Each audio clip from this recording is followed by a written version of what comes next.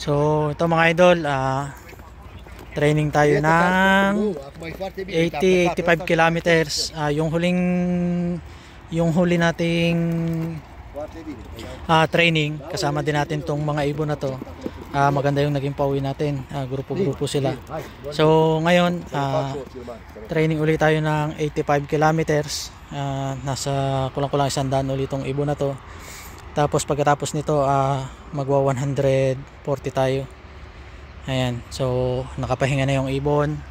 Maganda yung panahon. Ayan. So magpapakwala na tayo. So tara. Vale. Tara. Vale. Tranquilo. ¿A qué hora es? Ahora no lo sé. 8:30 por ahí. Vale. Tiene un coche.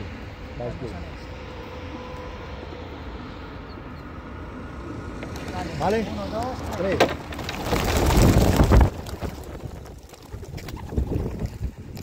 Da. Saculan da drumul. Uite. Găsică tu voi. So yan mga idol, napakawalan na natin. Yan ang ibon natin. Tatlo kaming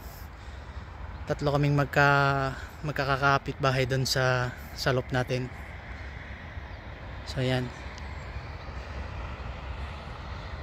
Wala kung kita nyo kasi kung anong araw. Yan. Pero tama yung direksyon na kukunin nila dito sa part na to.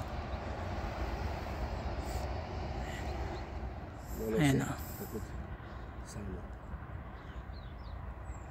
So sana makauwi ng ayos yung mga ibon natin. Ayan. So yun lang mga idol, kukunin na namin to kasi mahigit 1 oras din yung tinakbo namin papunta rito. Ayan.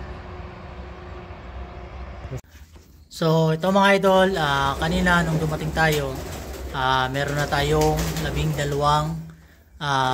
ibon galing doon sa training. So hindi ko na nabidyohan kasi nga nagbantay pa rin ako ng mga dadating kasi may kinausap pa rin ako rito nung kasama ko dito sa Maylop. So ngayon, after ng 2 oras na nakarating yung ibon natin, so ito magpapaligo tayo. So dun sa nangyari kanina, 84 kilometers, so kulang pa tayo ng 3 ibon. So nawawala yung 2 nating red bar, magkapatid yun.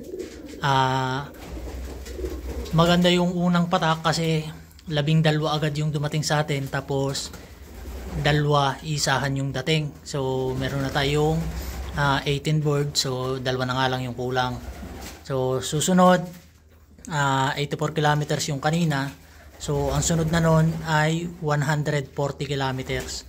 Tapos mag-aano na lang tayo ng motivation ng mga 40 kilometers bago natin ikarga sa October 1. Kasi first lap natin, pakakawalan yung ibon ng October 2. Araw yun ng Lunes. So baka makakapag-abang tayo kasi nga day off lagi tayo ng Lunes. So yung first lap natin, 190 kilometers. So kailangan nating bataking maigi yung ibon natin sa training.